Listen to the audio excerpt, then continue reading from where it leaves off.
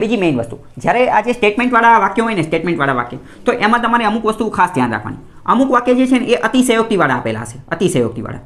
અમુક વાક્ય જે છે ને એ ઓનલીવાળા હશે. ઓનલીવાળા એટલે કે આને આપણે એક્સ્ટ્રીમ લેવલના વાક્યો હોય ને એ જ કહીએ.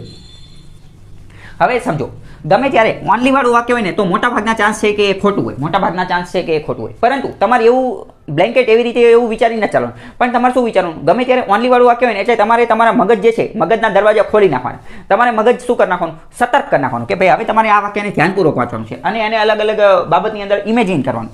પરંતુ મોટે ભાગે તો ઓનલીવાળું કેવું હોય છે, ખોટું હોય છે. બાકી અમુક વાર તો કેવું હોય, એક્સ્ટ્રીમ લેવલના વાક્ય હોય, અતિશયોક્તિ વાક્ય. અમુક તો એવા સ્ટેટમેન્ટ હોય કે જે હવામાં વાત કરતા હોય, એને ભાઈ રિયલ લાઈફ સાથે કોઈ લેવા દેવા જ ન હોય. આ જ્યારે હું તમને આની પ્રેક્ટિસ કરાવીશ ને લાસ્ટની અંદર, ત્યારે હું તમને સમજાવીશ કે અતિશયોક્તિવાળા વાક્ય જે છે એ કેવા હોય છે. પછી આ એક્સ્ટ્રીમ અને ઓનલી વર્ડ આવે ત્યારે તમારે શું કરવાનું, તો ત્યારે તમારે સતર્ક થઈ જવાનું. પછી જ્યારે નેગેટિવ વાક્ય હોય, જ્યારે નકારાત્મક વાક્ય હોય ને ત્યારે પણ તમારે સતર્ક થઈ જવાનું. જેમ કે અમુક વાક્ય હોય કે આ જગ્યાએ આ વસ્તુ જે છે જોવા મળતી નથી, ત્યારે પણ તમારે જે શું થઈ જવાનું, એલર્ટ થઈ જવાનું અને એ વાક્યને થોડી વાર માટે વિચારવાનું.